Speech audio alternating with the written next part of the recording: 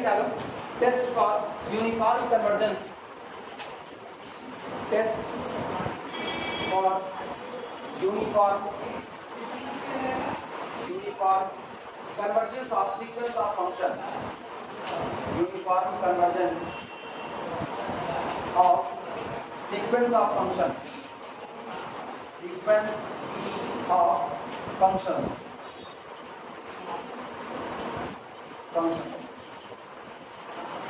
test for uniform convergence of sequence of function, functions के बने हुए sequence की uniform convergence को चेक करने के लिए टेस्ट।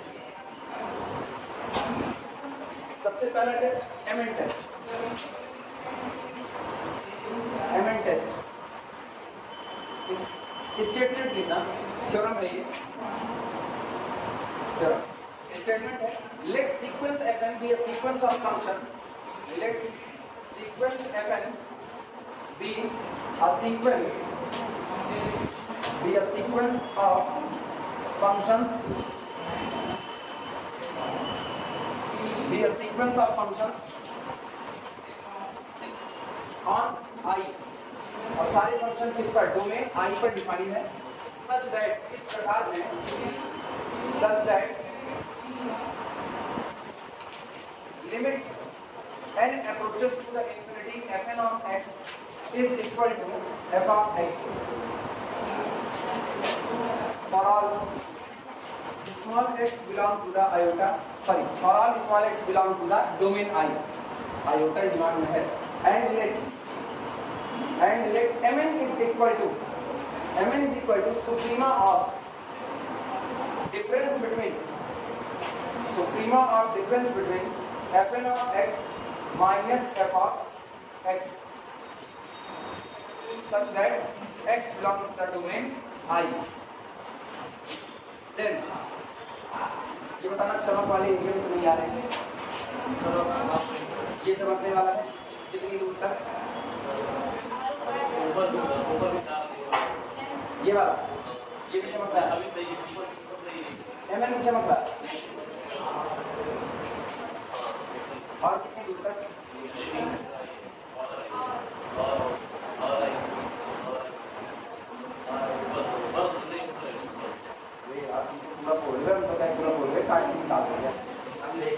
तुम लोग ज़्यादा मार्जिन ले लेते हो। हाँ यार सही हो, तुम लोग सही हो, कभी कभी तुम लोग बहुत सही काम करते हो, कभी कभी खाली तुम लोग बहुत आ जाते हो।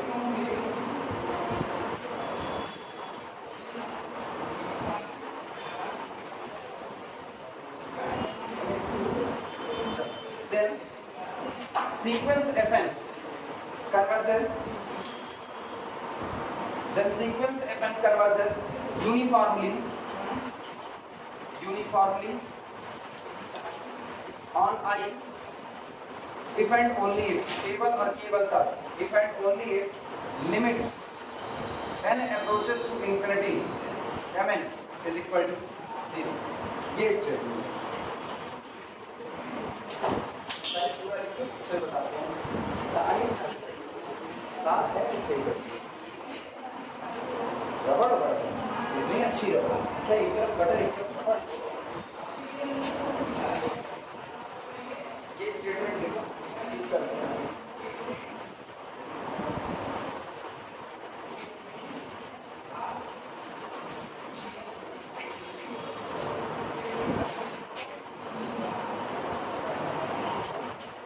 कहा जा रहा है कि आपका सीक्वेंस fn जो कि सीक्वेंस है फंक्शंस का, और सारे फंक्शन डोमेन I पर डिफाइंड है, इस प्रकार है कि इनका जो लिमिट फंक्शन आता है वो कौन आता है, f of x आता है।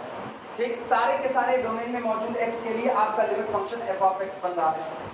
और अब आप mn को चुनो, mn कौन है, the difference between fn of x minus fx। मान लो मेरे डोमेन में पॉइंट है 1 2 3 4 5, 5 पॉइंट मेरे डोमेन में, 5 पॉइंट है, तो इसका मतलब पहले वाले के लिए मुझको कौन मिलेगा, fn of 1 मिलेगा, और जब fn of 1 मिलेगा तो इसका लिमिट फंक्शन f of 1 देगा। इनका अंतर निकालो एक बार, दूसरी बार फिर दूसरे वाले के लिए आपको मिलेगा f2 of, सॉरी उल्टा कर दिया, fn of 2, और इसका जो लिमिट फंक्शन होगा वो कौन हो जाएगा, f of मतलब जहां पर कन्वर्स कर रहा है। लिमिट फंक्शन तो एफ ऑफ एक्स है, ये एक नंबर है जहां पर आप कन्वर्स कर रहे हो। एक डिफरेंस ये आया। इसी तरीके से डिफरेंस आएगा F N of 3 minus F of 3, एक डिफरेंस ये आएगा आपके पास। फिर अगला डिफरेंस आपके पास आएगा F N of 4 minus F of 4। इस तरीके से एक और आएगा। इन पांचों में से जो मैक्सिमम डिफरेंस है उस मैक्सिमम डिफरेंस को क्या मान लो, एम एन मान। तो आप एम एन निकाल सकते हो, एक काम एम एन निकाल लो, मैक्सिमम सुप्रीमम आपको चाहिए। The difference between F N of x minus F X where X belong to the domain, उसमें जो सबसे बड़ा डिफरेंस होगा उसको आप क्या मान लोगे, सुप्रीमम मान लेना। अब then our sequence F N converges uniformly on this domain, केवल और केवल तब अगर जो एम एन आया है उसकी लिमिट कितनी हो जाए, 0 हो जाए। तो क्लियर हुआ अपने को क्या करना है। अब जब अपने पास मिलेंगे इस तरीके के फंक्शन के सीक्वेंस, तो हमको पोजीशन खोजने नहीं जाना कि n greater than or equal to m, तो आप m के लिए कोई एक जगह खोजा, ऐसा कुछ नहीं करना। अब मुझको एक काम करना पड़ेगा, ये मेरा काम बहुत आसान कर देगा। डोमेन में मौजूद x के लिए मुझको केवल और केवल मॉड ऑफ या difference between F N of x minus limit function F of X, सारे डोमेन के पॉइंट के लिए मुझको एक मैक्सिमा चुन लेना पड़ेगा। उस मैक्सिमा को हम लोग क्या करेंगे, एम एन कह देंगे। और एक बार एम एन मिल गया तो एम एन के ऊपर क्या अप्लाई कर दो, लिमिट। अगर वो लिमिट 0 आती है तो यूनिफॉर्मली कन्वर्जेंट, अगर वो लिमिट नॉन 0 आती है तो यूनिफॉर्मली कन्वर्जेंट। क्लियर है ये बात है, ठीक। क्योंकि शर्त कैसी है, इफ एंड ओनली इफ, यानी अगर यूनिफॉर्मली कन्वर्जेंट है तो एम एन की लिमिट 0 आएगी, और अगर एम एन की लिमिट 0 आती है तो यूनिफॉर्मली कन्वर्जेंट होगा। दो तरफा बातें की जाती हैं, आई बात समझ में। चलो इसको प्रूव करते हैं। क्योंकि इफ एंड ओनली इफ एक पार्ट कैसा होगा, नेसेसरी, और एक पार्ट कैसा होगा, सफिशिएंट होगा। देखते हैं स्टेटमेंट हो गया तो डायरेक्ट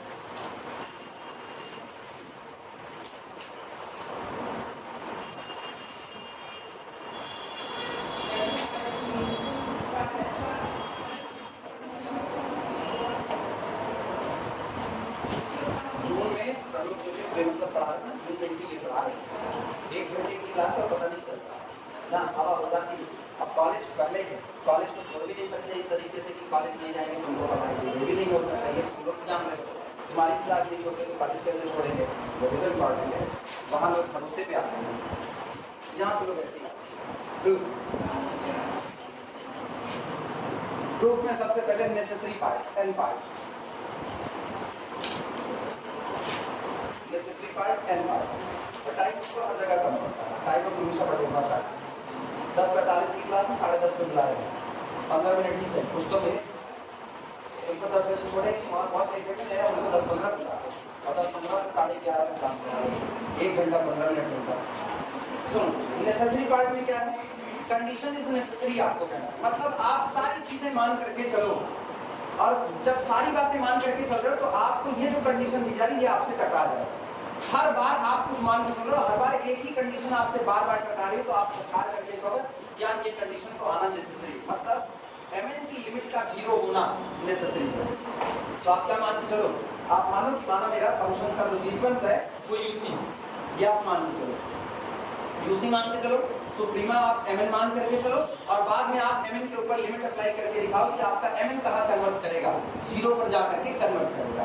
तो इसका मतलब आपने यूसी माना, और आपके यूसी मानने पर आपके द्वारा बनाया गया जो mn था वो कहाँ कन्वर्ट कर गया, 0। तो जिस भी फंक्शन को आप यूसी मानोगे उसका mn कहाँ कन्वर्ट करेगा, 0। चाहे जो फंक्शन उसका mn कहाँ जाएगा, 0। मतलब हर बार यूसी होने पर mn की लिमिट का 0 आना कंपलसरी। तो कंडीशन कैसी हो जाएगी, नेसेसरी। बाद में हम लोग mn की लिमिट को 0 मान लेंगे और कहेंगे अगर mn की लिमिट 0 है तो मुझको कोई और इंफॉर्मेशन नहीं चाहिए, पर्याप्त है mn की लिमिट का 0 होना अपने सीक्वेंस को यूसी कहने के लिए। तो mn की लिमिट को 0 मान करके सीक्वेंस को यूसी दिखाया जाएगा, मतलब यूसी का क्राइटेरिया फुलफिल कराया जाएगा। अभी क्या हो रहा है, अभी यूसी का क्राइटेरिया मान करके mn की तरफ आ रहे हैं, फिर mn को मान करके यूसी के क्राइटेरिया की तरफ जाए। क्लियर है ये बातें। तो नेसेसरी और सफिशिएंट ऐसे ही पहचाना जाता है, एक ही कंडीशन लिखी गई है, वही कंडीशन नेसेसरी है और वही कंडीशन सफिशिएंट है, लेकिन अंतर इतना है जब आप कहते हो ये कंडीशन नेसेसरी है मतलब मुझको ये चीज चाहिए, है नहीं चाहिए। थर्ड ईयर पढ़ने के लिए सेकेंड ईयर का पास होना नेसेसरी है या ना, तो इसका मतलब तुम्हारे पास सेकेंड ईयर की डिग्री होनी चाहिए तभी थर्ड ईयर बैठोगे, है नहीं, है नहीं, होनी चाहिए, तो इसका मतलब लानी पड़ेगी। और सेकेंड ईयर पास आउट हो, पर्याप्त, हम थर्ड ईयर में बैठे तो इसका मतलब हम सेकेंड ईयर पास आउट हैं। अब ऐसा मत समझो कि तुम लोगों के लिए कुछ उल्टा हो रहा है, ऐसा ही होता है, क्या किया जा सकता है। चलो let sequence fn converges, let sequence fn converges, let sequence fn converges uniformly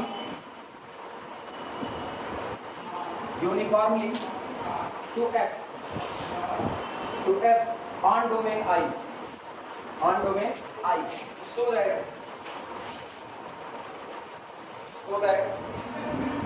for a given epsilon greater than 0, for a given epsilon greater than 0, दिमाग लगाना। अगर आपने ये मान लिया, माना मेरा सीक्वेंस fn यूनिफॉर्मली कन्वर्ज करता है, तो ऑब्वियस सी बात है यूनिफॉर्म कन्वर्जेंसी का क्राइटेरिया फुलफिल होगा कि नहीं होगा।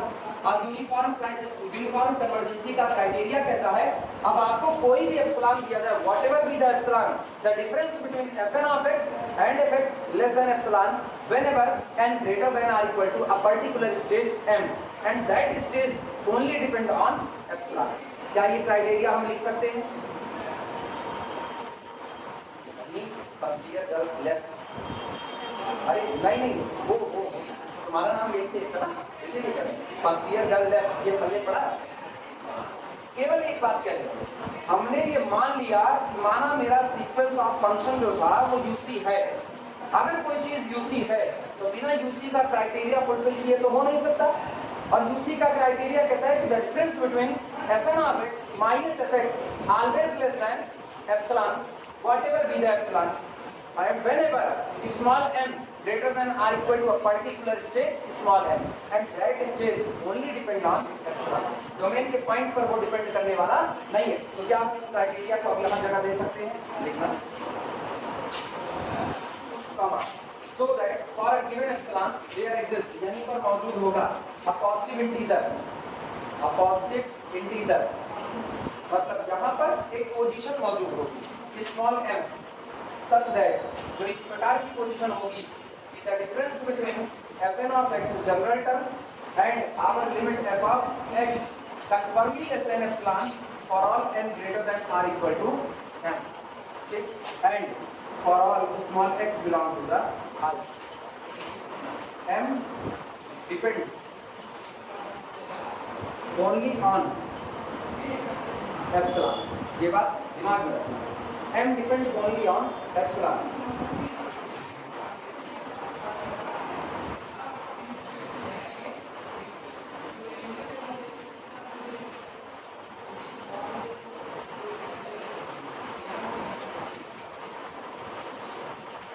अच्छा दिमाग लगाओ, एक बात तो यहाँ पर निकल करके आप एक चीज कह रहे हो, whenever n greater than or equal to m, जब कभी n m को पार कर जाएगा उस दिन the difference between fn of x and fx less than कितना हो जाएगा? सुप्रीमा आप इसी में से तो चुन रहे हो कि कहीं और से चुन रहे हो? आप कह रहे हो कि the difference between fn of x minus f of x जो होगा ऐसे एक दो नहीं कितने होंगे, इनफाइनाइट, उनके बीच से आप सबसे बड़े को चुन करके लाओगे, सुप्रीमम को चुन करके लेकर के आओगे और उसी को आप क्या मान लोगे? मान लोगे। हाँ या लेकिन अब तुम अपने दिमाग से सोचो, जब mod fn of x minus fx itself less than epsilon है, इसके लिए for all small x belong to the iota, तो आपका जो सुप्रीमा निकल करके आएगा वो भी तो less than epsilon होगा कि नहीं? कब? whenever n greater than or equal to, clear हुआ कि नहीं? वापस दिमाग में बैठाना, ये मेरे पास पहला स्टेप, दूसरा स्टेप, तीसरा स्टेप, चौथा step, m1 step, m+1 step, सो आगे चलिए। ठीक, इस स्टेप के बाद की बात हो रही है। इस स्टेप के बाद जितने भी fn of x और fx का डिफरेंस आएगा, क्योंकि लिमिट फंक्शन तो उधर ही रहेगा, जितने का भी डिफरेंस आएगा वो लेस देन कितना होगा? एप्सिलॉन होगा for all n greater than or equal to 10 and for all small x belong to our domain. सहमत हो?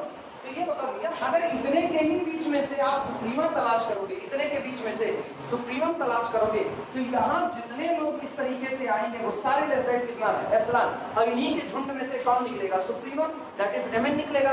तो mn भी लेस देन एप्सिलॉन होगा कि नहीं? लेकिन कब?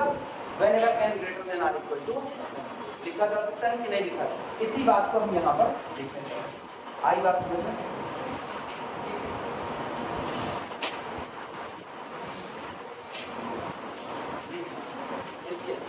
दिस इम्प्लाइज दैट, और ये सिचुएशन इसके बाद ही बन रही है, इसके पहले की गारंटी नहीं है, इसके पहले आप कुछ नहीं कर रहे, सारी गारंटी इसके बाद की है। Then mn which is the supremum of difference between fn of x minus f of x, okay, such that x belong to the domain I is also less than epsilon for all n greater than or equal to n. For all n greater than or equal to n. मतलब सुप्रीमा तो unique होता है किसी भी set का, आया ना? तो कोई एक ही नंबर होगा जो mn बन सकता है, कोई एक ही होगा जो mn बन सकता है। यानी आपको मिल चुका है our mn whatever be the mn confirmly less than epsilon for all n greater than or equal to, सही अगर लिखा जा सकता है, नोट करो। लेकिन एप्सिलॉन आपने कैसा कहा? Arbitrary small. एप्सिलॉन कैसा कहेगा? Arbitrary small. जब एप्सिलॉन आर्बिट्ररी स्मॉल है तो छोटे से भी छोटा हो सकता है, और जितना एप्सिलॉन और छोटे से छोटा होता जाएगा, आप एप्सिलॉन रोक नहीं सकते कि सर 1/2 पर रोक दीजिए, नहीं। तुम कहोगे 1/2, हम कहेंगे मेरी मर्जी, 1/10 ले सकते हैं, हाँ या ना? फिर तुम कहोगे 1/10, हम कहेंगे मेरी मर्जी 1/100 ले सकते हैं। तो तुम कहोगे ऐसा कीजिए सर, मजाक मत कीजिए, एप्सिलॉन को अप्रोच करा दीजिए, और एप्सिलॉन अप्रोच कर गया 0 की तरफ, तो mn तो उससे भी छोटा है, तो इसका मतलब mn also approaches to the 0, हाँ या ना? क्यों? क्योंकि आप mn को नेगेटिव नहीं बन सकते। mn किस झुंड से आया है? मॉड के झुंड में से सबसे बड़ा चुना गया है, तो क्या mn कभी नेगेटिव हो सकता है? नहीं, नेगेटिव नहीं हो सकता, लेकिन जो भी होगा पॉजिटिव चुने गए नंबर एप्सिलॉन से भी छोटा होगा, और एप्सिलॉन आर्बिट्ररी स्मॉल है, मन चाहा 1/10 लाख, 1/20 लाख, 1/10 करोड़, जितना मन के उतना छोटा। यानी हम इन शॉर्ट कह सकते हैं epsilon approaches to the 0, itself mn also approaches to the 0, और mn अप्रोचेस टू द 0 मतलब mn की लिमिटिंग टेंडेंसी क्या है? 0 की तरफ, यानी कि limit of mn is equal to condition is. आया कि नहीं आया? क्लियर है ये बातें? यानी हम लिखने चल रहे हैं।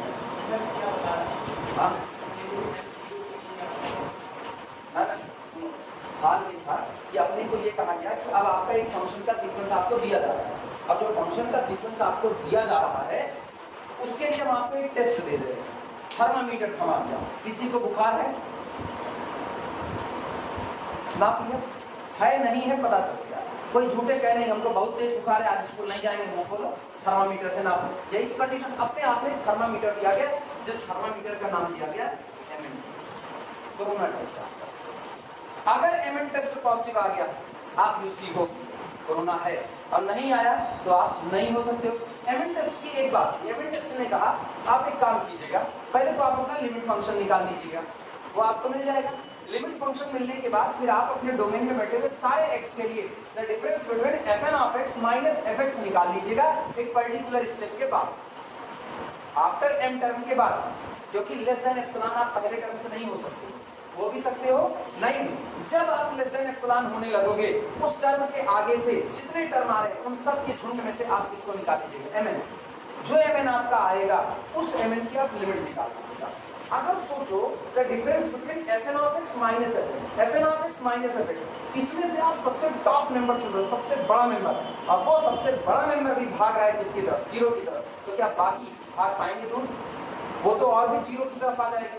पता है, जब बड़ा वाला सीक्वेंस आपका था, जो बड़े टर्म पॉजिटिव टर्म सारे हैं उसके, और वो कन्वर्ट कर रहा है 0 पर, तो पॉजिटिव टर्म वाले जितने उससे कमतर दिखने वाले लोग होंगे ना, वो भी कहाँ कन्वर्ट कर जाएंगे? 0 पर ऑलरेडी। ठीक, तो यहाँ पर कहा गया आप केवल mn को पता कर लीजिए। एक बार आपने mn पता कर लिया तो mn की लिमिट अगर 0 हो गई तो आपका सीक्वेंस यूनिफॉर्म कन्वर्जेंट हो जाएगा। आप गारंटी दे सकते हो। आपको ना तो पोजीशन तलाश करनी है, ना कुछ तलाश करना है, आपको केवल क्या तलाश करना है? क्या हमने m की तलाश की? अगर हम m की तलाश करते हैं तो गौर करो, मेरे सामने समस्या ये है, एक तो m खोजते हैं, फिर m को खोजने के बाद ये देखते हैं ये m एप्सिलॉन और x दोनों पर डिपेंड है या केवल m पर, कोई एप्सिलॉन पर डिपेंड है कि नहीं? मतलब पहले तो बड़ी मुश्किल से m तलाशें, और m तलाशने के बाद फिर ये चेक करें कि आप x पर डिपेंड हो, एप्सिलॉन पर डिपेंड हो कि केवल एप्सिलॉन पर डिपेंड हो। उसके लिए हमको एक मैक्सिमम वैल्यू की दरकार होती है कि x को बढ़ाएंगे तो फंक्शन का असर क्या होगा, x को घटाएंगे तो इस पर असर क्या होगा। सारी तकलीफें वो सारी तकलीफें एमएन टेस्ट खोज कर रहा है। एमएन टेस्ट करा कुछ मत खोजो, आप केवल और केवल एक काम खोजो, केवल एमएन को निकालो। जो एमएन आया उसी एमएन की आप लिमिट निकालो।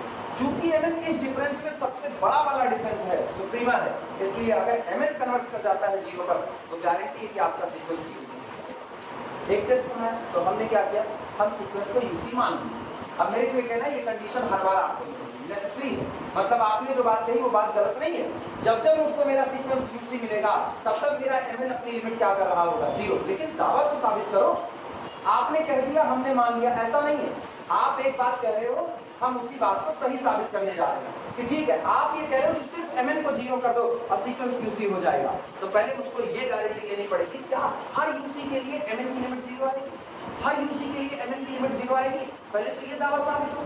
जब ये दावा साबित हो जाए फिर हम उल्टा दावा साबित करेंगे कि क्या एमएन की लिमिट 0 मान के चलेंगे तो सीक्वेंस यूसी भी होगा। दो बातें समझ आ रही है कैसे आप साबित करो। सीक्वेंस को क्या मान दो, यूसी, और सोच रहे हो अगर सीक्वेंस यूसी हुआ तो क्या मुझको एमएन की लिमिट 0 ही मिलेगी, और ये दावा साबित करेगा आप। लेकिन फिर भी कंफर्म नहीं है ना, क्योंकि this implies this but this need not implies this, ये भी तो हो सकता है। तो आप दावा उल्टा लो। अब आओ एमएन की लिमिट को 0 मान लेते हैं। क्या एमएन की लिमिट को, जिस सीक्वेंस के लिए एमएन की लिमिट 0 हो जाएगी वो सीक्वेंस यूसी होगा, तो उल्टा दावा साबित होगा। और सोचो इधर से इधर दावा सही साबित हुआ, इधर से इधर दावा सही साबित हुआ, मतलब दो में से कुछ भी आप कह दो यूसी है तो एमएन की लिमिट को क्या बोलेंगे, और एमएन की लिमिट 0 है तो क्या बोलेंगे, यूसी। सारा काम केवल किस पर हो रहा है, एमएन पर हो रहा है, केवल एमएन पर। तो हम लोगों ने क्या किया ना, हम लोगों ने पहले सीक्वेंस को क्या मान लिया, यूसी मान लिया। यूसी मान करके चेक किया कि आपकी कही गई बात सही है कि हर सीक्वेंस जो यूसी होगा उसका एमएन अपनी लिमिट को 0 कर रहा होगा। बात पता चलती है, हाँ वो अपनी लिमिट को 0 कर रहा होगा। कैसे पता चला, क्योंकि आपको एक कंडीशन मिल गई एमएन लेस देन कितना, और एप्सिलॉन को आपने क्या कहा, आर्बिट्ररी स्मॉल, जितना मर्जी उतना स्मॉल कर सकते हो। तो जब आप कहते हो ना आर्बिट्ररी स्मॉल, हम कहते हैं इतना छोटा ले लेंगे कि एप्सिलॉन इधर ज्यादा नजर आएगा 0 की तरफ। लेकिन सोचो जब एप्सिलॉन बढ़ेगा 0 की तरफ तो जो मेरा एमएन है वो बेचारा तो एप्सिलॉन से भी छोटा है, तो या तो एमएन नेगेटिव हो जाए, लेकिन एमएन नेगेटिव हो नहीं सकता क्योंकि एमएन तो कैसे आया है, मॉड में से सुप्रीमा चुना गया है। तो इसका मतलब एमएन पॉजिटिव ही रहेगा लेकिन एप्सिलॉन से छोटा रहेगा। तो थक हार करके क्यों तुम कहोगे, whenever epsilon approaches to the 0 M N also approaches to the 0, but M N is less than epsilon, so limit of the M N must be कितना हो जाएगा। क्यों, आपको मजबूरी में एमएन को 0 करना पड़ेगा। इसलिए करना पड़ेगा क्योंकि अगर आप एमएन को कहोगे चलो एमएन को ले लिया, एप्सिलॉन के जब इससे भी छोटे आ जाएंगे तो एमएन को कहना पड़ेगा यार हम तो तुमसे भी पीछे रह गए। तो एमएन क्या करेगा, एमएन थक करके गए, एक काम करो ना, हम संतोष करते हैं हम 0 ही हैं। अब 0 के आगे व्हाटएवर भी एप्सिलॉन, हमेशा एमएन की लिमिट कितनी बैठेगी, 0, और वो एप्सिलॉन से कम रहेगा। अभी समझ में आया, यही पूरा दावा इसका। लिखा जाए इस बात को, लिखें।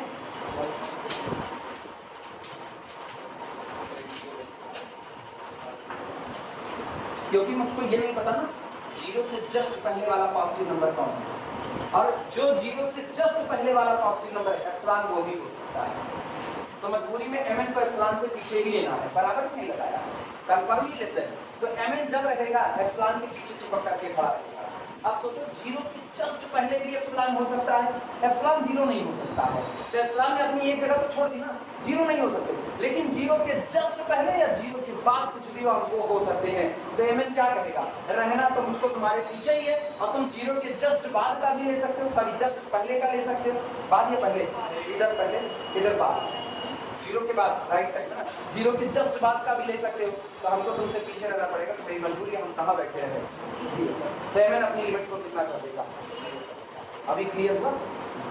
चलो लिखना, since epsilon is arbitrary, since epsilon is arbitrary, since epsilon is arbitrary, this implies that epsilon approaches to the 0। चूंकि एप्सिलॉन आर्बिट्ररी है so epsilon approaches to the 0, ठीक। and therefore mn also approaches to the zero as mn less than कितना है epsilon, and therefore limit n approaches to the infinity mn must be कितना zero. Condition is necessary. Condition is necessary. ये condition necessary ऐसा तो होगा.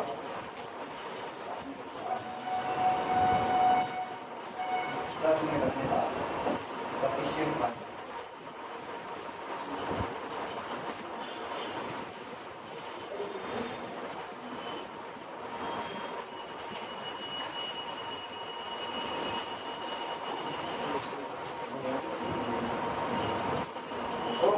ऐसे मानते थे ना, अब कुछ मान लो खोजने पर तुमको मिली तो विश नहीं पूरी होगी, अब नहीं मिली तो विश पूरी हो जाएगी. इतनी छोटी बड़ी अक्सर नहीं मिलती थी, हम लोग सोचते थे विश पूरी हो. पाँच ₹1 में 16 हाथ निकल, ₹1 में 16 को हाथ अपने बच्चे तुम्हारे में 4 जो मिलता वो भी चिपटा हो, बीच में गड्ढा हो जाए तो बताओ अगला क्या है. सफिशिएंट पार्ट पल्ले पड़ा ना कैसे पर, चलो सफिशिएंट पार्ट निकाल जाए. हो गया नहीं, इनको सॉल्व करें. हो गया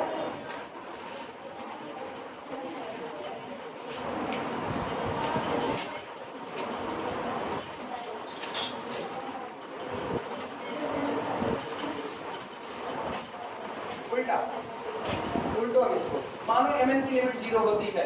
अब चेक करो क्या यूसी का क्राइटेरिया फुलफिल होगा कि नहीं होगा. लिखना sufficient part,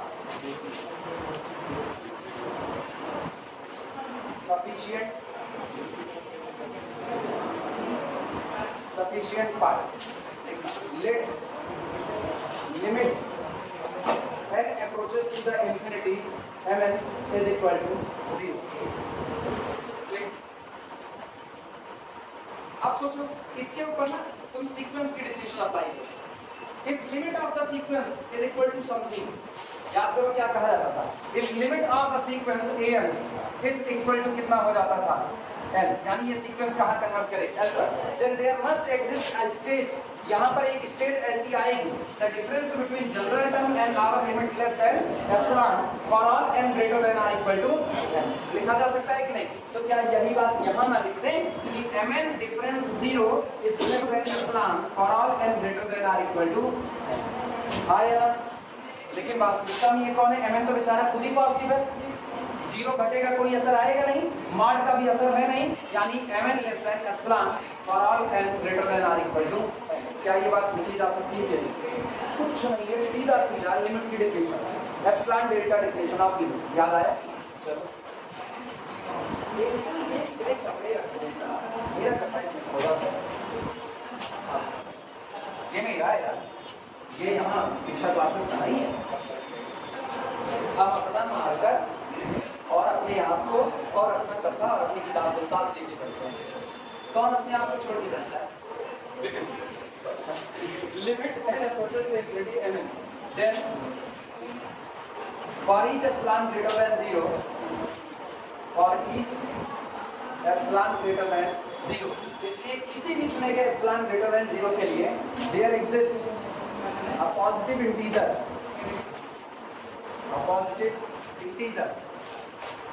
small m such that यहाँ पर एक पॉजिटिव इंटीजर मिलेगा.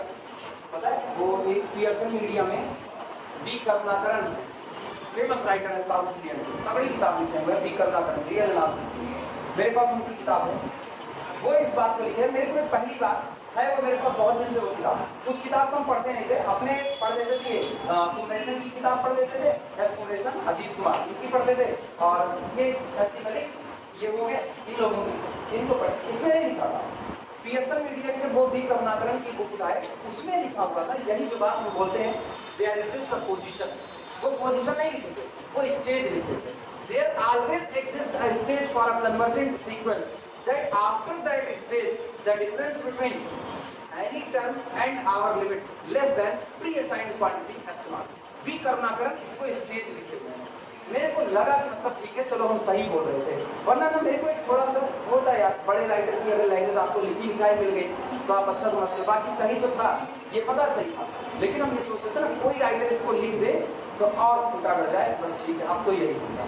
लेकिन वो इसको बहुत साफ सुथरे शब्द में लिखे, हाँ पोजीशन ना लिख करके वो स्टेज लिखे, एक ऐसी परिस्थिति बनेगी, एक ऐसी सिचुएशन बनेगी जिसके बाद ये घटना घटी।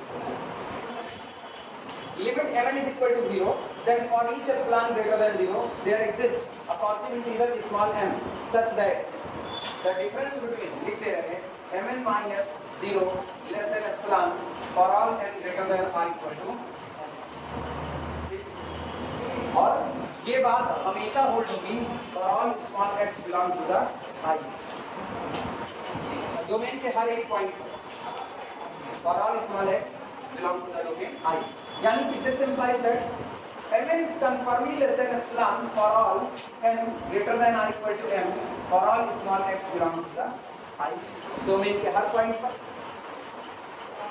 क्लियर हुआ? लेकिन ये बताओ मेरे को mn कौन है? mn कौन है?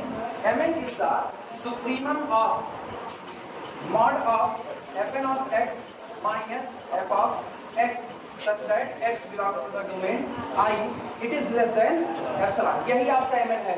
This is less than epsilon for all small x belong to the I, ठीक?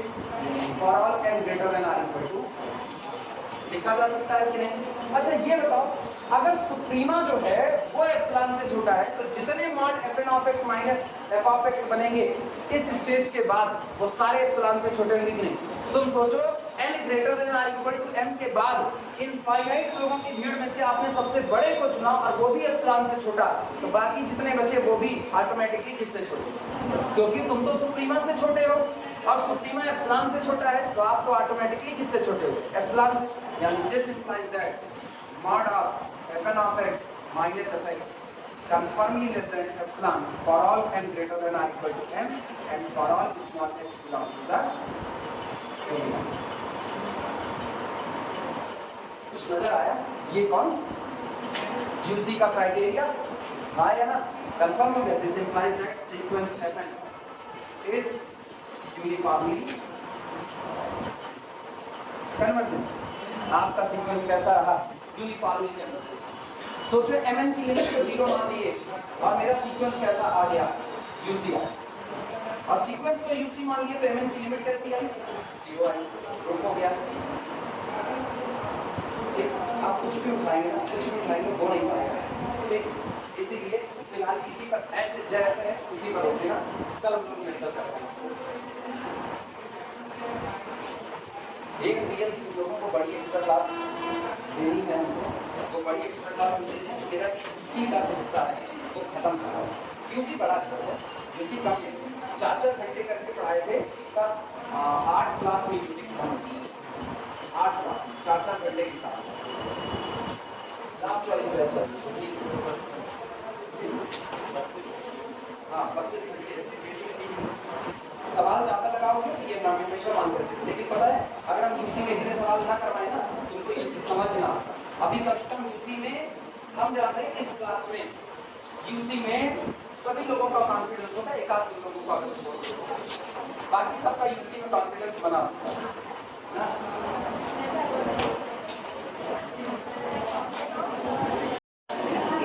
सुनो, जहाँ mn टेस्ट हुआ था, जहाँ पर इसकी थ्योरम प्रूफ हुई थी mn टेस्ट की, वहीं पर एक नोट लगाना। नोट में सबसे पहला पॉइंट लिखना। नोट में पहला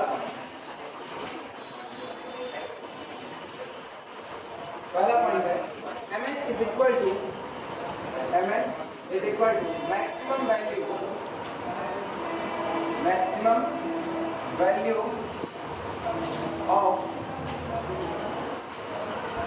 mod fn of x minus f of x for fixed n, for fixed small n and for all small x belong to the domain I।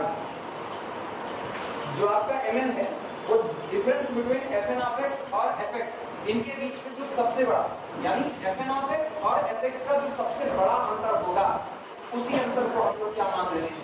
mn मान रहे हैं। ठीक, दूसरा रिमार्क लिखना, नोट नंबर 2। अगर कभी ऐसा हुआ कि mn 0 पर कन्वर्ज ना किया, इफ यदि mn does not converges to 0, ऐसे एरो बना करके कट कर देना। इसका मतलब होता है does not converges to। if mn does not converges to 0, then याद करो जो थ्योरम हम लोग लिखे हुए हैं वो थ्योरम mn टेस्ट की इफ एंड ओनली इफ की कंडीशन है। तो अगर mn 0 पर कन्वर्ज करेगा तो कह दो यूनिफॉर्म कन्वर्जेंसी है, और अगर mn 0 पर कन्वर्ज नहीं करेगा तो कभी भी यूनिफॉर्म कन्वर्जेंसी नहीं हो सकती है। Then sequence fn is not uniformly convergent, not uniformly convergent।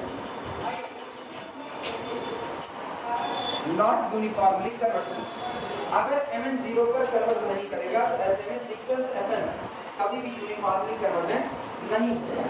Clear है? Third point f of x is maximum। f of x कोई दिया गया function f of x maximum होता है, is maximum at x is equal to c if belong to the domain I। if आपको दिया गया कोई function f of x domain में मौजूद किसी पॉइंट पर मैक्सिमम होगा अगर दो बातें पूरी करें। पहला, फंक्शन का first derivative at that point 0 हो जाए, और दूसरा फंक्शन का second derivative at that point negative हो जाए। लिखना, पहली बात a f dash of c is equal to 0, और दूसरा f double dash of c less than 0। Normal बात जो ऑलरेडी जानते थे।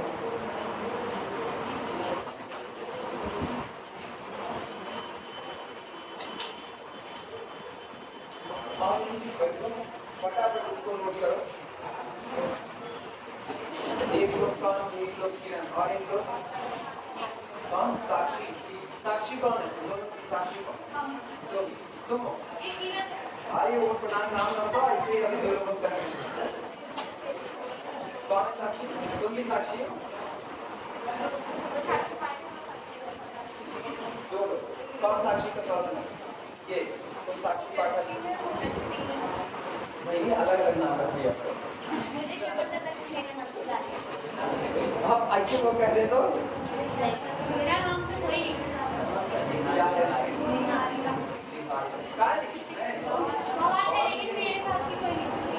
ऐसा कहो तुम्हारे साथ कोई नहीं, बाकी है कुछ नाम कॉमन है। मेरा नाम है, मेरा नाम कॉमन है ना।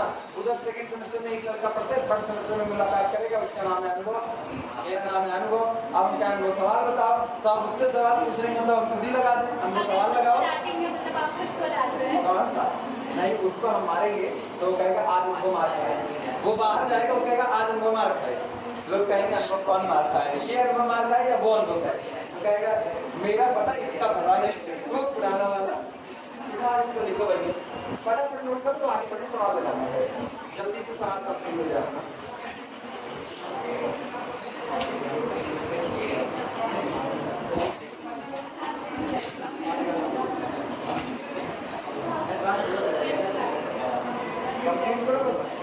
पेमेंट के बाद सुनो, पेमेंट लेने के बाद सीरीज पर आ जाएंगे, और एक डिनीज क्राइटेरिया हम लोगों को देखना है। डिनीज क्राइटेरिया के ऊपर के सवाल बड़े आसानी से लग जाते हैं।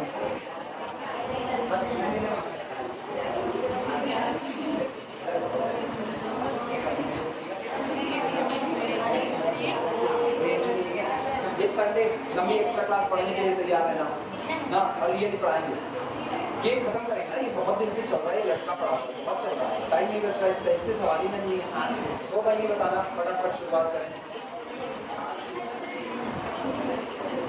नहीं, ये चैप्टर उन्होंने क्या पढ़ा है तो फिर दो यूनिट खाली, एक मेट्रिक स्पेस, एक रीमान, दो खाली। अब इनको रीमान को पढ़ाना पड़ेगा, नहीं तो क्या होगा रीमान में ये देखना। रीमान का भी एक लॉन्ग एक शॉर्ट चैप्टर होगा, जिस दिन शॉर्ट नहीं आया लॉन्ग तो आएगा रीमान का। कुछ चीज़ें हैं जो जैसे इससे एक लॉन्ग तुमको मिलेगा पक्का। अगर पहला दूसरा चैप्टर तो यहीं से तैयार करेंगे, पॉइंट से टोपोलॉजी वाला, एक्समेटिक स्टडी ऑफ रियल नंबर और नेबरहुड वाला, ये तो ढंग से तैयार करेंगे तो एक लॉन्ग उससे आएगा। दो ही लॉन्ग करने हैं, हाँ दो ही लॉन्ग करने हैं। अब दो चैप्टर से दो लॉन्ग तुमको इत्मीनान से निकला। शुरुआत में, बाद में एक लॉ तुम्हारा रीमान से और एक लॉ तुम्हारा मीट्रिक स्पेस से। मीट्रिक स्पेस का लॉ बहुत आसान आता है, तो अगर मीट्रिक स्पेस का लॉ पढ़ लो तो पर भी काम हो जाता है। इसका नहीं, दो में एक ही आसान होगा। मीट्रिक स्पेस में लॉन्ग आंसर में जो एक पूछेगा वो साबित करना होगा ये मीट्रिक स्पेस है। तुम पूछा था पे परेशान, हम पूछेगा में परेशान है ना, दोनों में अंतर है। तुम पास्ट के टेंस में हो जब तुम वही हो, हम फ्यूचर चल रहे हैं। बिटा जाए इसको हुआ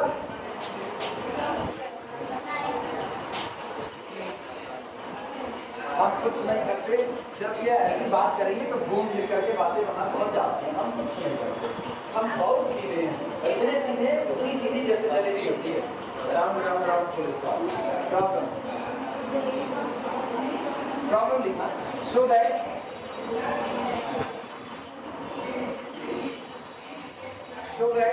the sequence of function, the sequence of functions, so that the sequence of functions, sequence fn, where fn of x is equal to x upon 1 plus nx square, such that x belongs to the real number set R। Domain fix कर दिया, domain पूरा real number, जो मर्जी आप वो number उठा सकते हो डोमेन का।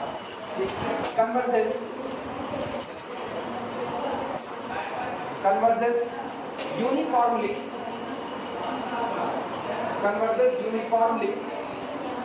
on any interval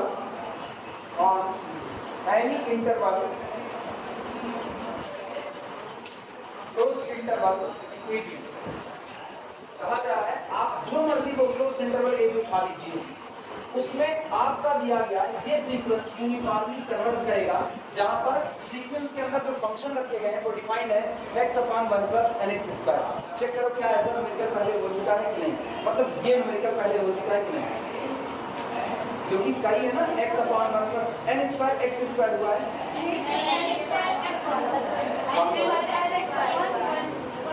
ये नहीं हुआ ना, ये नहीं हुआ।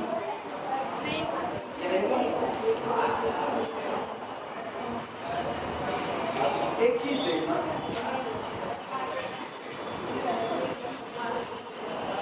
सोचो अगर हम इसको नॉर्मल मेथड से लगाएं जो हम लोग जानते हैं, एमएन टेस्ट ना अप्लाई करें तो क्या ये लग पाएगा कि नहीं? एमएन टेस्ट ना अप्लाई करें तो सबसे पहले इसका लिमिट फंक्शन निकालना पड़ेगा, और मेरे को पता है लिखना कुछ मत, अब केवल समझो बस।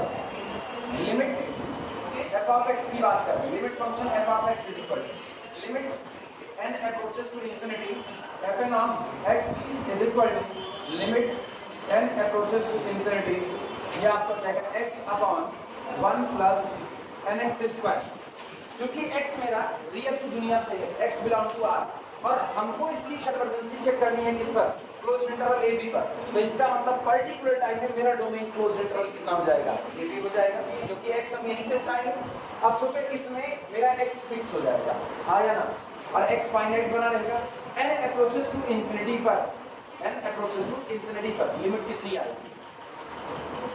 0 आएगी। क्या सोचो हर बार 0 आएगी? सोच लेना क्या हर बार 0 आएगी? x को 0 से शुरुआत करो, अब भी 0 आएगी, आया ना। x अगर तुम्हारा डोमेन का पॉइंट 0 होगा तब तुमको कोई फर्क नहीं पड़ता, क्योंकि 0 upon 0 plus 1 that is again 0। तो कुल मिलाकर के लिमिट फंक्शन मेरा कितना बन जाएगा? 0। तो दोनों का डिफरेंस निकालो, the difference between fn of x minus f of x is equal to, सिर्फ और सिर्फ यही आ जाएगा x upon 1 plus nx square. और मुझको करना क्या है? इस क्वांटिटी को लेस देन क्या करना है? Epsilon, this less than epsilon if, यदि x upon 1 plus nx square itself less than epsilon. बात तो हमने वही लिखी है, कोई दिक्कत नहीं।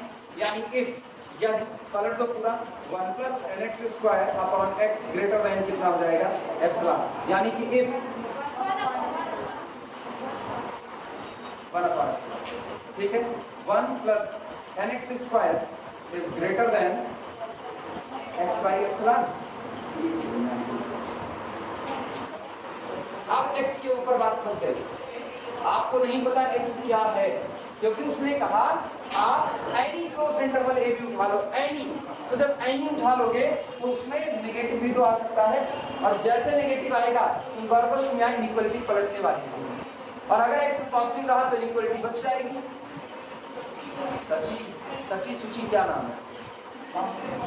अरे जो भी नाम हो ना, अपने वैसे ही कंफ्यूज रहते हैं। सुनो, 1 plus nx square upon x is greater than 1 upon epsilon है। अगर x पॉजिटिव हुआ सीधे क्रॉस मल्टीप्लाई कर दो, x नेगेटिव हुआ तो बवाल है। नेगेटिव हुआ तो आप ये चाहते हैं कि नेगेटिव, हमको एक रूल पता है, चलो हम मान लेते हैं उसको नेगेटिव का रूल नहीं पता, मान लिया कि नेगेटिव का कोई रूल नहीं पता, लेकिन उसको एक बात पता है कि अगर पॉजिटिव को दूसरी तरफ भेजा जाए तो इक्वलिटी पर कोई फर्क नहीं पड़ता है, और मुझको एक बात पता है कि माइनस साइन से मल्टीप्लाई करने पर इनइक्वलिटी बदल जाती है। तो हम लोग क्या करते हैं, अगर x नेगेटिव है तो चलो उसको पॉजिटिव बनाते हैं। कैसे बनाएंगे? माइनस से मल्टीप्लाई करके। और गौर करना, माइनस अगर ये नेगेटिव है तो माइनस से मल्टीप्लाई करने पर क्या होगा? पॉजिटिव, लेकिन इधर भी तो माइनस से मल्टीप्लाई होगा, और जैसे माइनस से मल्टीप्लाई हुआ इनइक्वालिटी आया, और अब x इधर जाएगा तो ये inequality as it is preserve रहेगी। अब इस x को इधर भेजो तो देखो 1 प्लस nx स्क्वायर अपॉन, ना अपॉन नहीं, is less then minus minus plus x। क्या हम वही काम कर रहे हैं कि नहीं कर रहे हैं? लेकिन x पता ही नहीं है। x पॉजिटिव होता तो सीधे x को भेज के फुर्सत कर देते, लेकिन x पॉजिटिव नेगेटिव कुछ भी हो सकता है। तो दो रास्ते हैं तुम्हारे पास, या तो तुम डोमेन को फिर से ब्रेक कर दो। पहले तो तुम ये सोचो कि तुम a से लेकर के कहाँ तक की चर्चा करो, 0 तक की, और फिर चर्चा करो 0 से लेकर के कहाँ तक की, b तक की, और दोनों को अलग अलग डील करो। लेकिन ये थोड़ा अनफेयर हो जाएगा, दो बार चर्चा करना। तब हम लोग कहते हैं अगर ऐसी सिचुएशन आ गई, ऐसी सिचुएशन में अब हम लोग इस अपने पुराने मेथड का इस्तेमाल ही नहीं करेंगे। आई बात समझ? और जब पुराने मेथड का इस्तेमाल नहीं करोगे तो मेथड बचा कौन सा? M N test. अब आप एमएन टेस्ट लगाते हैं। अब एमएन टेस्ट से मुझको बता दो क्यों एमएन टेस्ट आपसे इसकी दरकार ही नहीं करेगा। एमएन टेस्ट की दरकार क्या है? एमएन टेस्ट की दरकार है एमएन को निकालना, और एमएन कौन है? The difference between fn of x minus fx. इनका जो सुप्रीमम होगा उसको आप क्या मानोगे? एमएन, और उसी पर आप क्या अप्लाई कर दोगे? लिमिट। तो आपको ये सब ग्रेटर देन लेस देन की इनइक्वालिटी से जूझना नहीं पड़ेगा। पता चला कि एमएन टेस्ट की दरकार पड़ रही है। दिमाग में ये बात पहले क्लियर करो। कई लोग सोचते हैं कि ये एमएन टेस्ट से क्यों लगा रहे हैं जब मेरे पास पुराना मेथड मौजूद है, क्योंकि आप बुरे तरीके से फंस चुके हो। आज तक आपको डोमेन सही सलामत बता करके दे दिया जाता था, ठीक? अभी की तारीख में आपको कह रहा है इन एनी इंटरवल, तो आप कोई भी इंटरवल चुन सकते हो। अगर हम पॉजिटिव चुनेंगे तो हम कहीं नहीं फंसेंगे, लग जाएगा इससे, लेकिन अगर हम नेगेटिव चुनेंगे तो ये पलटना पड़ेगा, और x इधर से इधर जाने पर नेगेटिव से पॉजिटिव भी तो हो सकता है। जैसे हम इंटरवल चुन लें -5 से लेकर के +5 तक, तो अब इसमें x नेगेटिव भी और पॉजिटिव भी, तो एक वक्त आएगा जब इनइक्वालिटी पलटेगी और एक वक्त में इनइक्वालिटी नहीं पलटेगी। हॉच हो गया कि नहीं? इसलिए ये मेथड अप्लाई नहीं करने को कर सकते हैं, लेकिन डिस्कशन पूरा करना पड़ेगा, उतना नॉर्मल कोई मौजूद नहीं होगा। चलो शुरुआत करते हैं। सबसे पहले लिमिट फंक्शन ही निकालो। सॉल्यूशन here limit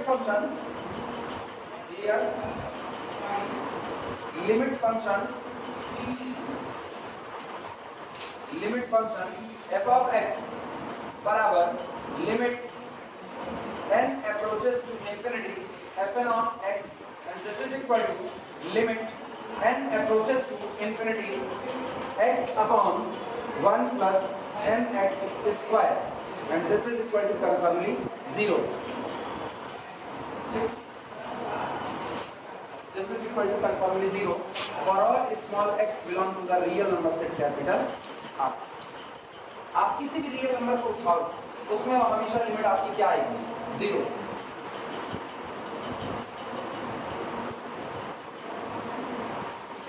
रियल की दुनिया से कुछ भी उठाओगे आएगा तो फाइनाइट, चाहे जितना बड़ा है, लेकिन सोचो चाहे जितना बड़ा है नीचे n अप्रोच कर रहा है किधर? इनफिनिटी की तरफ, तो लिमिट आपको हर बार क्या? 0। लिमिट फंक्शन मेरा आ चुका है, ठीक?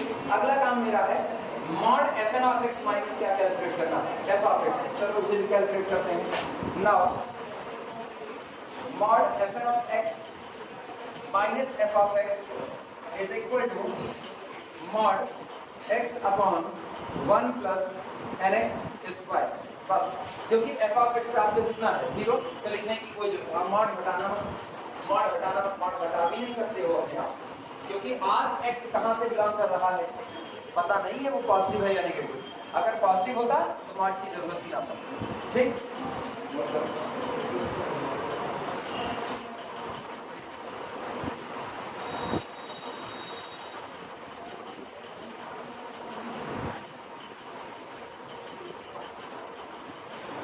जो अंदर में बचा हुआ है fn of x minus fx के साथ जो आया है, इसी को आप क्या मान लो y मान लो, इस पूरे को y मान लो, अंदर y let y is equal to, क्यों?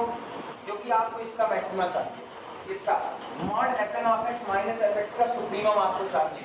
सुप्रीमम किस पॉइंट पर मिलेगा, पहले तो वो पॉइंट पता चले। वो पॉइंट एक बार मुझको पता चल जाए तो उठा करके इसमें रख देंगे, ये फंक्शन अपनी मैक्सिमम वैल्यू दे देगा। एक्चुअल में मुझको इसका सुप्रीमम चाहिए, मतलब मुझको राइट साइड में बैठे हुए लोगों का क्या चाहिए, सुप्रीमम, मतलब मुझको y का क्या चाहिए। क्लियर हुआ? ठीक, तो y मैक्सिमम निकालने के लिए मुझको x निकालना पड़ेगा, और x निकलेगा जिस पॉइंट पर मैक्सिमम आता है वहां पर फर्स्ट ऑर्डर का डेरिवेटिव 0 और सेकंड ऑर्डर का डेरिवेटिव नेगेटिव हो जाता है। अभी y maximum, let y is equal to x upon 1 plus nx square, और मुझको डिफरेंशिएट करके dy dx कर सकते हैं। डिफरेंशिएट करके dy dx बताओ,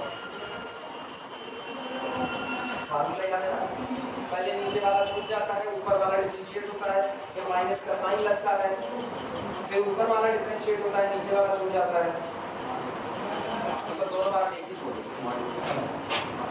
this implies that dy dx is equal, नीचे वाले को छोड़ दो 1 प्लस nx स्क्वायर, ठीक, ऊपर वाले को डिफरेंशिएट करो तो इनटू कितना हो गया 1 माइनस, अब की बार नीचे वाला डिफरेंशिएट होगा, ऊपर वाला छोड़ दो x, नीचे वाला डिफरेंशिएट करो तो कितना होगा 2nx होगा, अच्छा into 2nx whole divided by 1 plus nx square का होल स्क्वायर लिखा जा सकता है। बोलो क्या आएगा, दिस इज इक्वल टू इधर से 1 ठीक minus nx square minus 2nx square minus nx square upon 1 plus nx square का होल। अपने को डिवाइड किया,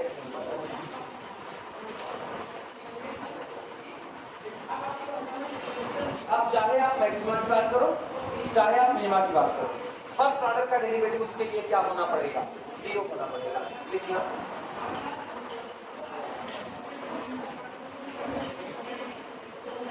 फॉर मैक्सिमा और मिनिमा,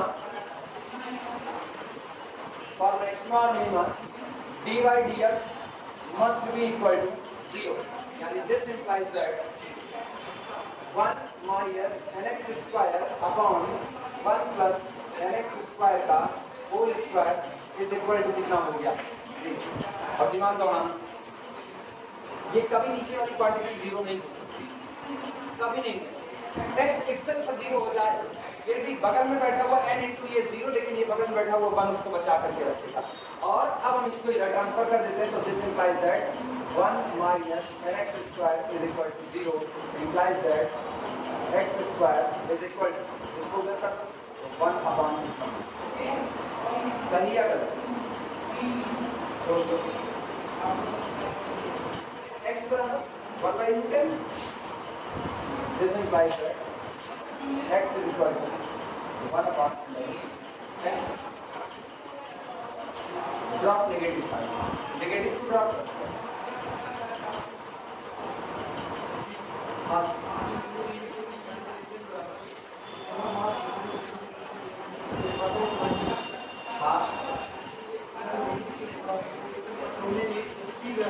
नहीं, इनिशियल में x को जहां से रखना है वो कैपिटल R से रखना है इनिशियल। बात उसने कहा है कि चूंकि x कैपिटल R से है, तो आप ये साबित कीजिए कि आप कैपिटल R का कोई भी स्लॉट काटोगे, क्लोज इंटरवल AB बनाओगे, उस क्लोज इंटरवल AB में आपका फंक्शन हमेशा यूनिफॉर्म कन्वर्जेंस रहेगा, हमेशा। किसी भी क्लोज इंटरवल में वो ओपन नहीं कर सकता, क्योंकि अगर आपने लास्ट का किनारा क्या बैठा दिया, इन्फिनिटी, बवाल मच जाएगा। समझे? और जब हम आर ले रहे हैं तो आर में एक्चुअल में आर में इन्फिनिटी शामिल नहीं होता, or sorry infinity extended real number system में शामिल होता है। लेकिन फिर भी जब ऐसा आर लिखा जाता है तो हम लोग मानते हैं कि इसमें इन्फिनिटी शामिल है, अपने मानते ऐसा है तो उसको एक्सटेंडेड देते हैं, लेकिन नहीं ऐसा है नहीं। एक्सटेंडेड को साफ साफ लिखा जाता है, it is extended real number system. तो अब तुम ये सोचो x belong to r, x belong to पूरा रियल नंबर का सेट r, आप रियल नंबर के सेट से कोई भी क्लोज इंटरवल काट लो, उस इंटरवल पर आप उसको क्या दिखा दोगे, यूनिफॉर्म कन्वर्जेंस। तो जो मर्जी वो इंटरवल आप काट लो उसमें यूनिफॉर्म कन्वर्जेंस होगा कि नहीं होगा। और अगर वो क्लोज इंटरवल a b में यूसी है तो ओपन इंटरवल a b में यूसी हो जाएगा। आया ना? अगर वो क्लोज इंटरवल ए बी में यूनिफॉर्म कन्वर्जेंस है, मतलब ए भी यूनिफॉर्म कन्वर्जेंसी का पॉइंट दे सकता है, बी भी दे देगा, कोई भी आपका point of non uniform convergence नहीं करेगा, तो ए और बी को छोड़ने से भी मेरा कोई नुकसान नहीं होगा। तो पूरे के पूरे आर में ये बात साबित होगी। अब अंदर ये बात समझ में आई? अपने लोग क्लोज इंटरवल ए बी जो ले रहे हैं वो एक वक्त के लिए पर्टिकुलर डोमेन है, एक वक्त के लिए, बाकी मेरा एक्स किससे है, आर से, जो मेरी स्टार्टिंग होगी क्लोज इंटरवल ए बी आर ही आएगा।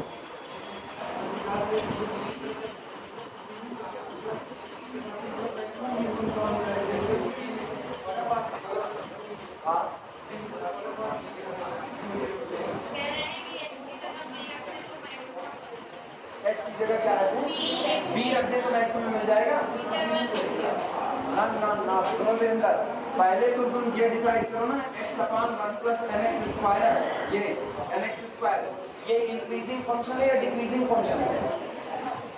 सुनना, 1 अपॉन x, अब क्लोज इंटरवल 1 से लेकर के 2 तक, बताओ इंक्रीजिंग फंक्शन या डिक्रीजिंग फंक्शन? बढ़ रहा है या घट रहा है? बढ़ रहा है घट रहा है? घट रहा है, ठीक है।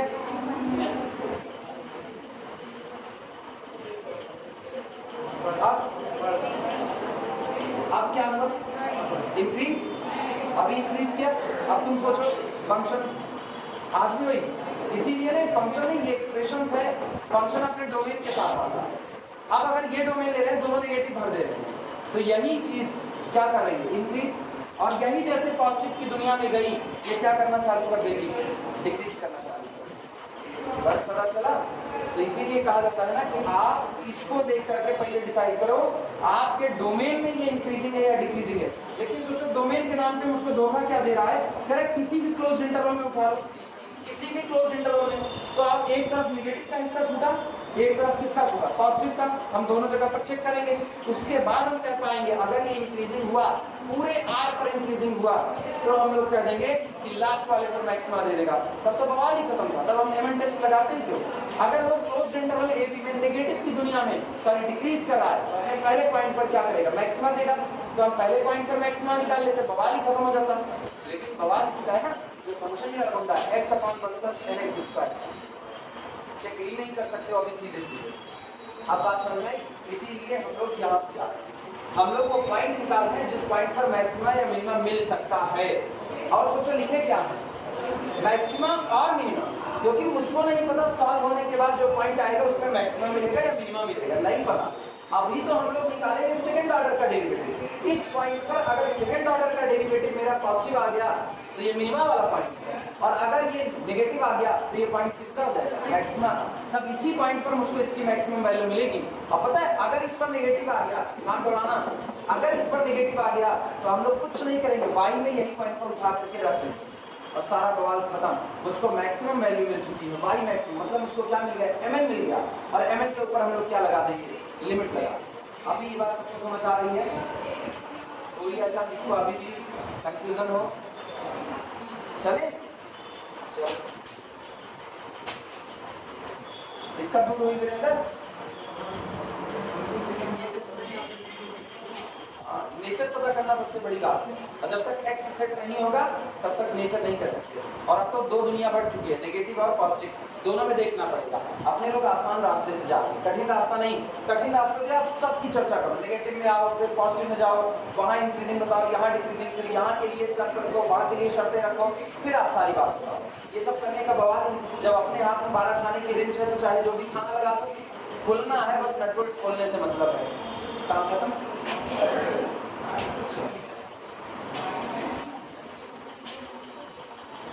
अब एक काम करो कि लोग सुनो, पहला डेरिवेटिव निकाले हो ना, पहला डेरिवेटिव क्या था, डी बाई डी एक्स, ये रहा 1 minus N x square upon 1 plus N x square का होल स्क्वायर। इसको दोबारा डिफरेंशिएट करो, सेकेंड ऑर्डर का डेरिवेटिव निकालो, d two by d x two, again d two by d x की two is equal to, differentiate करो, नीचे वाला फिर छूट जाएगा, ध्यान रखना, 1 प्लस एन एक्स स्क्वायर का होल स्क्वायर, ऊपर वाला डिफरेंशिएट करो, तो ऊपर वाला डिफरेंशिएट करोगे ब्रैकेट में 1 का हो गया 0, तो इसको लिख रहे हैं 0 माइनस 2 एन एक्स, ये रहा, फिर माइनस आपकी हो जाएगा 1 माइनस एन एक्स स्क्वायर, और नीचे वाला डिफरेंशिएट करो, ध्यान देना, पहले तो एक एक्स स्क्वायर की तरह से डिफरेंशिएट होगा, ये होगा 2 into 1 plus N x square, अब 1 प्लस एन एक्स स्क्वायर को डिफरेंशिएट करो तो 2 एन एक्स, और divided by 1 plus N x square की होल पावर 4।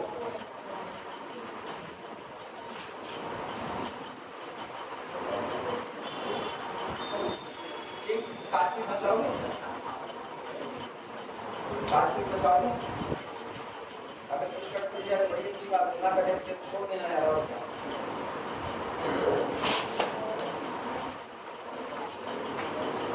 चेक कर, कुछ कट कुछ जाए तो अच्छा है।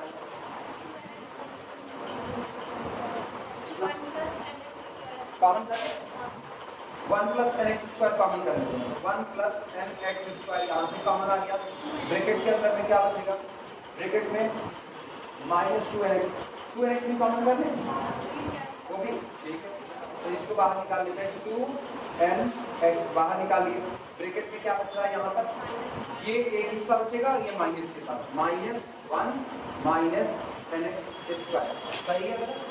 1 plus N x square common किया, ये वाला कॉमन हो गया है, ये कॉमन हो गया है, तो ये हो गया minus 2 plus 2 N x square, और divided by 1 plus N x square की होल पावर 4। अच्छा, ये और एक पावर कैंसिल, पावर 3 बचेगी नीचे, तो ये बनेगा दिस इज इक्वल टू, ऊपर क्या था बेटा, minus 2 minus 1 that is equal to minus 3, और माइनस, अच्छा प्लस कितना, 2 N x square whole divided by 1 plus N x square की होल पावर 3।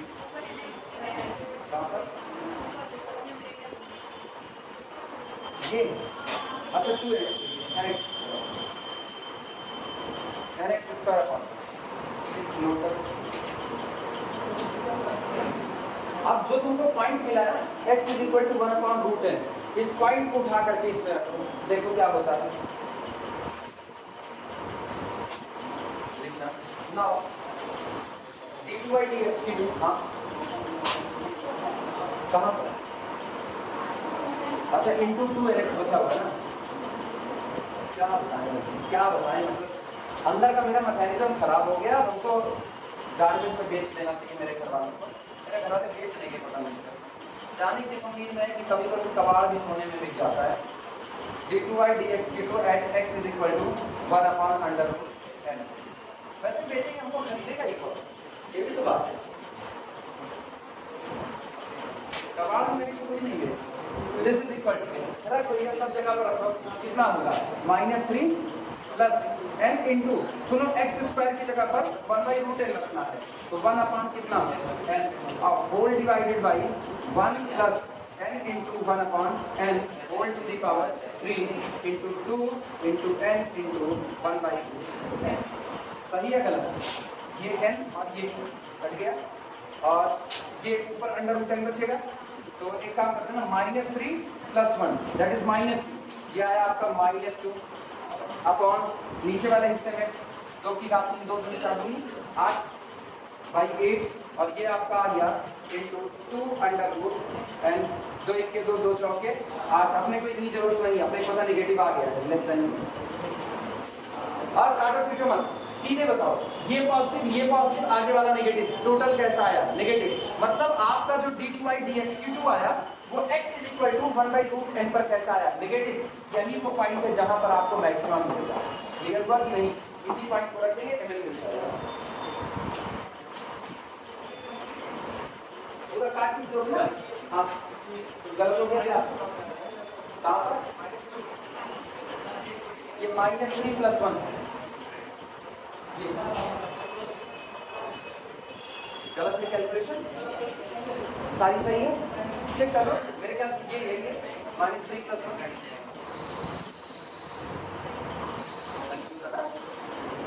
सुनो धैर्य रखो, धैर्य, ऐसे ऑल इज वेल ना। -1 -nx² और यहाँ से +2 nx², यहाँ से आपको मिलेगा +nx²। -2 -1 -3 मिला। अब गौर करना x की जगह 1/√n रखो यहाँ पर, तो 1/n और n कट पिट गया। यहाँ कितना बचा +1 -3 + 1 -2 और नेगेटिव आया कि नहीं आया। इसका मतलब x is equal to 1/√n वो पॉइंट है जहां पर आपको क्या मिलेगा मैक्सिमम मिलेगा। अब यही बात हम लोग लिखते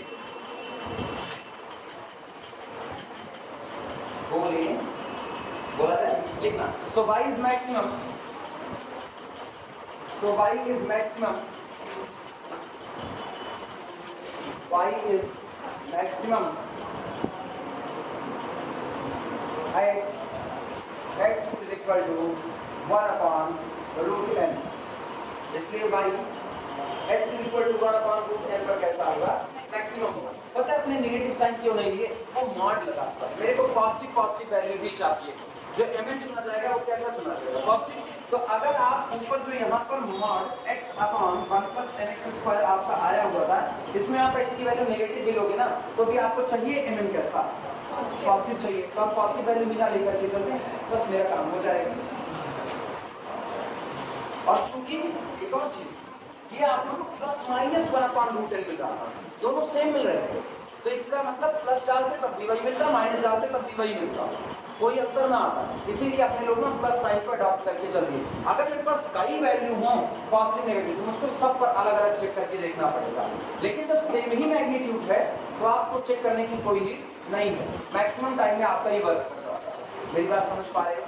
-6 को +8, ठीक है, -6 + 8 तो दोनों चेक करना पड़ेगा, क्योंकि -6 पर मैक्सिमम दे सकता है और +8 पर मिनिमम दे सकता है। लेकिन जब आपको पता है कि +1/√n -1/√n है, मैग्नीट्यूड तो दोनों का सेम है, उठा के रखोगे ना 99% केसेस में आप पास हो जाओगे। इसी तरह तो पॉजिटिव लेकर के चलो। क्लियर हुआ? अब गौर करना, y is maximum at x is equal to 1/√n। अगर y इस पर मैक्सिमम है तो y की वैल्यू कितनी थी? y क्या लिखा गया था? y चेक करो, x/1 + n² x², यही तो लिए थे। अब y की मैक्सिमम वैल्यू निकालो। सो y maximum is equal to here. So y maximum is equal to कितना? ऐसे लिखना x/1 + nx² at x is equal to 1/√n। सही है गलत?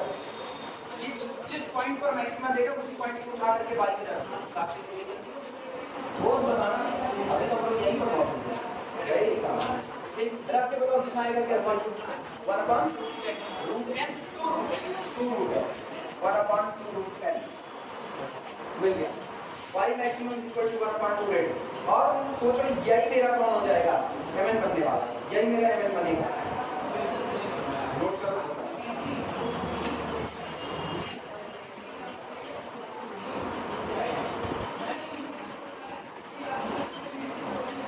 therefore mn is equal to supremum of mod fn of x minus f of x, that is equal to supremum of mod ये कितना था? x/1 + nx²। This is equal to, इसका supremum आया कितना? 1/3।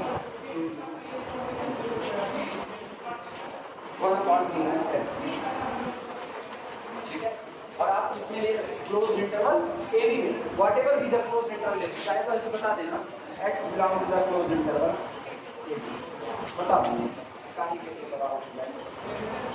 किसी भी क्लोज इंटरवल में जाओगे मैक्स में यही मिलेगा 1/2√n, हर बार यही मिलेगा। अब जरा इसमें लिमिट अप्लाई करो। Now limit n approaches to infinity mn is equal to limit n approaches to infinity 1/2√n, और सबको पता है लिमिट कितनी है। और लिमिट अगर 0 आई तो आपका सीक्वेंस कैसा UC हो गया, लिख दो लास्ट में as sequence mn converges uniformly, sequence mn converges uniformly। सोचो इससे आसान पड़ा कि नहीं पड़ा। और उससे हमको केस डिस्कस करने पड़ते हैं, नेगेटिव में जाते तो पॉजिटिव, यहाँ इंटरवल की बात ही नहीं है, जो मर्जी आप वो इंटरवल काट लें। अब कोई मुझसे पूछे ना ये सीक्वेंस 10 से 12 पर, हम कहेंगे UC -10 से -12 पर, सॉरी -12 से -10 पर, उल्टा जाएगा, पहले छोटा आता है फिर बड़ा आता है, तो -12 से -10 UC, -12 से +12 UC, 100 से लेकर के 150 तक UC। किसी भी क्लोज इंटरवल पर ये हमेशा कैसा रहेगा UC। क्लियर है ये बातें?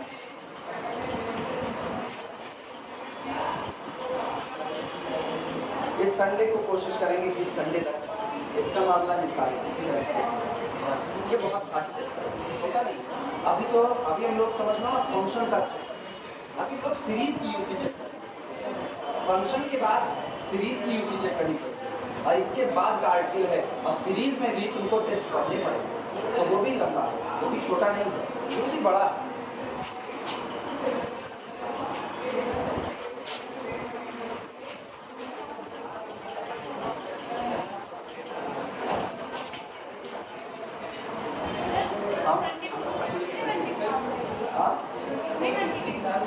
संडे 15 नहीं लेंगे तो 5 घंटे ले लेंगे हम, कितने ले लेंगे 5 घंटा बाद लेंगे। बच्ची दोनों काम करना है, नहीं विवेक सर नहीं पढ़ाएंगे तो पढ़ाएंगे, नहीं पढ़ाएंगे तो अदरवाइज 4 घंटे 1 घंटे का प्रॉब्लम। विडंबना यही याद रखो हमेशा, अपने लिए इसलिए टाइम ज़्यादा जरूरी है, भाग के नहीं पढ़ा सकते, भाग के पढ़ाएंगे तुमको कुछ समझ आएगा नहीं, तो मतलब क्या निकलेगा इस चीज़ का। फिर हम बाँच रहे हैं कथा की तरह, तुम कथा की तरह सुन रहे हो, बाद में क्या होगा प्रसाद ग्रहण करके अपने अपने घर चले जाइए, और यूनिवर्सिटी प्रसाद बाद में दे देगी, वो अलग है, अभी दी ही नहीं बताओ। सो दैट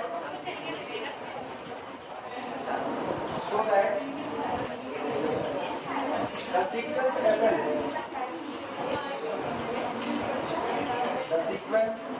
sequence FN, अरे इस दुनिया में महान लोगों कमी नहीं की, बताते वीडियो रोको 2 मिनट तो। चलो शुरुआत करो। Show that the sequence FN where, जहाँ पर FN of x, where FN of x is equal to nx upon 1 plus n square x square is not uniformly convergent, UC लिखते चलेगा, is not uniformly convergent on any interval। हाँ भाई बस कौन सा any interval containing 0 होगा, any interval containing 0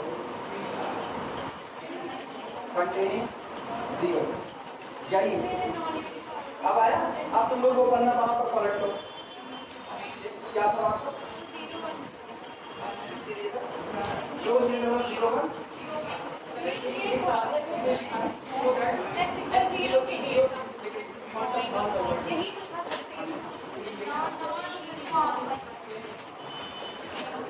so that x is equal to 0 is the point of, हाँ same है, बस खाली लैंग्वेज बदल दिए हैं बस इस बार। ये कह रहे हैं so that x is equal to 0 is point of non uniform convergence। ये कह रहा है आप दिखाइए ये किसी भी इंटरवल जिसमें 0 कंटेंट होगा उसमें UC नहीं हो सकता। सोचो किसकी वजह से नहीं हो पाता, then 0 is point of non uniform convergence। Clear हुआ? वो खाली बस कहने का तरीका, इसीलिए समझ करके पढ़ो, नहीं एग्जाम में ऐसे लाइक बदल देगा फंस जाओ, फिर सोचो कि सर करवाए नहीं, सर करवाए ना। जीरो के केवल जीरो के कंटेन होने की वजह से आप यूजी नहीं हो रहे, तो इसका मतलब जीरो आपके लिए point of non uniform convergence बन जाएगा। चलो शुरुआत करते हैं। सबसे पहले लिमिट फंक्शन कहाँ करवाएंगे, ये कंप्लीट करवा दिए हैं, कंप्लीट पेमेंट टेस्ट से नहीं, इसको रेगुलर में करवाएंगे, पेमेंट से नहीं करवाएंगे, रेगुलर में करवाएंगे ना। अब उसी को पेमेंट टेस्ट से लगा। अब आई बात समझ में कि जो सवाल आप वहां उस तरह लंबा निकालोगे वो पेमेंट टेस्ट पे भी आसानी से हो जाएगा। अभी समझ में आई बातें, ये नहीं समझ पाए कोई। लिमिट फंक्शन को भी नकल मार लो, डिफरेंट लिमिट फंक्शन क्या निकाले सॉल्यूशन। लिमिट फंक्शन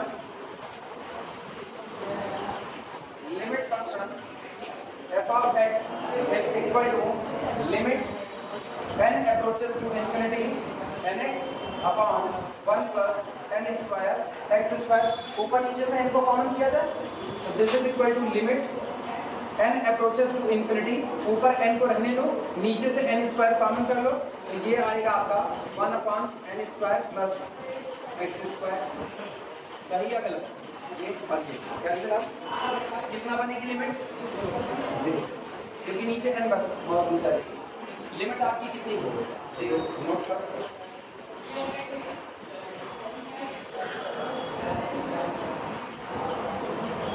अरे वहां आप लोग शायद n square x square common किए थे, n square x square common कर लेना, बाहर कर दिया, जैसा चाहो, कोई फर्क नहीं पड़ता, दोनों से दिखा दो। Mod fn of x minus f of x,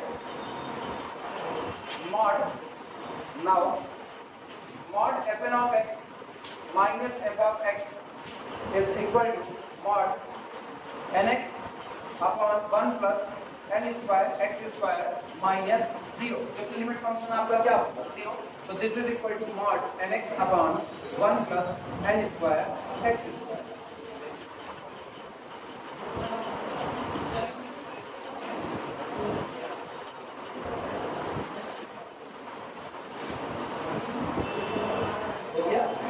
क्या किया जाए, तरीका पता है, अंदर वाले को क्या माना y लिखना, late y is equal to nx upon 1 plus n square x square।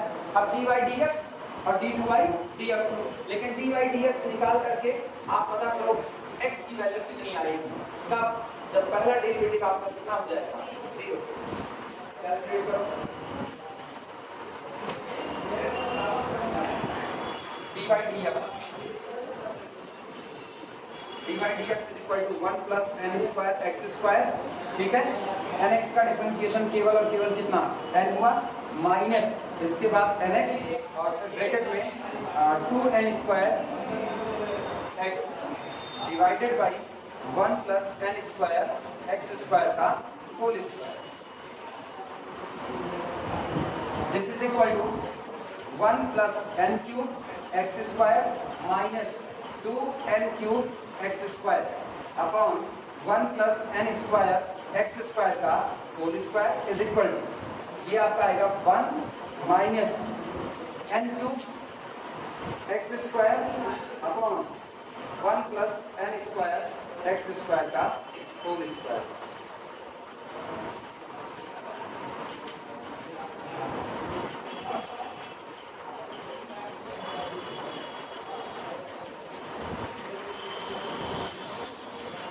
Calculation check कर लेना एक बार में, कहाँ पर, अच्छा n माइनस, अच्छा ये चेक कर लो सब सही किए हैं, ये सारा सही है, तो ये हो जाएगा n और इधर से n क्यूब x स्क्वायर, ये ठीक है, माइनस दिस, तो इसका मतलब ये हो जाएगा n। अच्छा मैक्सिमा या मिनिमा के लिए फर्स्ट ऑर्डर का डेरिवेटिव क्या होना पड़ेगा, 0 होना पड़ेगा, तो लिखते हैं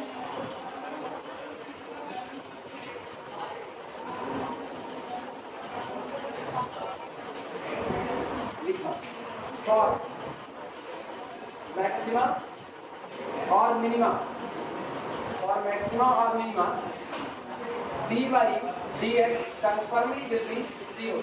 यानी this implies that n minus n cube x square upon 1 plus n square x square का whole square will be 0. यानी this implies that n minus n cube x square is equal to 0. implies that क्या हम यहाँ से एक n common करके हटा सकते हैं? तो एक n कॉमन करके हटा तो ये बनेगा 1 minus n square x square is equal to 0. this implies that x square बराबर 1 अपॉन कितना n square. अब और फिर तुमको प्लस माइनस दोनों सेम मिल रहे होंगे तो आपने लोग केवल पॉजिटिव वैल्यू चुन रहे हैं. this implies that x is equal to 1 upon n. ये x is equal to 1 upon n. अच्छा ये बताओ सुनो, इसके बाद का काम क्या खुद कर सकते हो? d2/dx2 निकालना पिछली बार की तरह. ठीक है, 10:02 हो गए, जाना पड़ेगा तुमको. क्या d2/dx2 कैलकुलेट कर लोगे? ये d/dx तुम्हारे पास पड़ा हुआ है, इसी को दोबारा डिफरेंशिएट करना, d2/dx2 आएगा. d2/dx2 में जहां जहां x है उसकी जगह क्या रख देना 1/n और चेक करना पॉजिटिव मिलेगा या नेगेटिव मिलेगा. जो मिलेगा वो तुम्हारा. और ये तय मानना एमएन टेस्ट है तो हिंट तो पता है क्या मिलेगा, नेगेटिव मिलेगा. d2/dx2 नेगेटिव यानी वो पॉइंट आपका किसका पॉइंट बनेगा, मैक्सिमा का. वहां पर आप mn पा जाओगे, mn के ऊपर लिमिट अप्लाई कर देना. इस बार लिमिट 0 नहीं आएगी, इस बार लिमिट 0 नहीं आएगी क्योंकि इस बार आपको क्या कहना है, नॉन यूनिफॉर्म कन्वर्जेंस करना है. क्लियर है? हो जाए तो ठीक है, नहीं होगा तो आपको बताना हम करवा. ठीक,